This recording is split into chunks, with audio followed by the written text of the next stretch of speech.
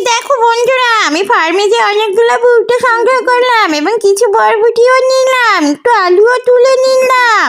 আমি যাওয়ার সময় আবহাওয়া অনেক খারাপ হয়ে গেছে, তাই বাড়িতে এসে আমি গোসল করে নিলাম। এরপরে আমি গাটাও অনেক সুন্দর করে শুকিয়ে সবজিগুলো ধুয়ে নিচ্ছি সুন্দর করে। বন্ধুরা তোমরা তো ভালো করেই জানো আমার রান্না করতে অনেক ভালো লাগে এবং আমি খুবই পরিষ্কার পরিচ্ছন্ন ভাবে রান্না করতে পছন্দ করি। সব ধোয়ার পর আমি সুন্দর করে সবগুলো কুচু কুচু করে কেটে নিলাম। বন্ধুরা আজকে আমি নদীর পাড়ে রান্না করব।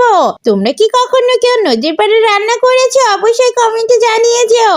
এই দেখো আমি মাংসগুলো দিয়ে দিলাম এবং আমি ওর মধ্যে কিছু ভেজিটেবল দিয়ে দিলাম, একটু সস দিয়ে দিলাম। বন্ধুরা আসলে সস দিলে খাবারগুলো খেতে অনেক মজা লাগে। আমার ভিডিও তোমাদের কেমন লাগে অবশ্যই কমেন্টে জানিয়ে যেও। আর যদি ভিডিও ভালো লাগে তাহলে অবশ্যই চ্যানেলটি সাবস্ক্রাইব করে আমাদের পাশে থেকো।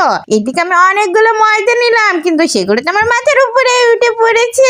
আমি একটু দুষ্টু, তারপরে আমি অনেক ভালো কাজ করতে পারি। দেখো কত সুন্দর করে আমি ডোটি বানিয়ে নিলাম। বন্ধুরা এই যে আমি সব আটিগুলো ছোট ছোট করে আমি ফেলে দিয়ে এই দেখো ডোগুলো গোল গোল করে ফেললাম এবং আমি মাংসের মধ্যে সব ভুট্টা সবজিগুলো দিয়ে দিলাম। এরপরে এটা একটু নাড়াচাড়া করে আমি আটা দিয়ে মাখা সেটাও দিয়ে দিলাম। হ্যাঁ অনেক মজা হয়েছে। এই তো আমি আমার বউকে ফোন দিয়ে বলেছিলাম তুমি তাড়াতাড়ি এসো বাঘ মামাকে নিয়ে। তারা দুজন চলে আসলো নদীর পাড়ে। এবার আমরা তিনজন মিলে নদীর পাড়ে খেয়ে নিলাম। বন্ধুরা আমাদের ভিডিওটি তোমাদের কেমন লাগলো অবশ্যই জানিয়ে যেও।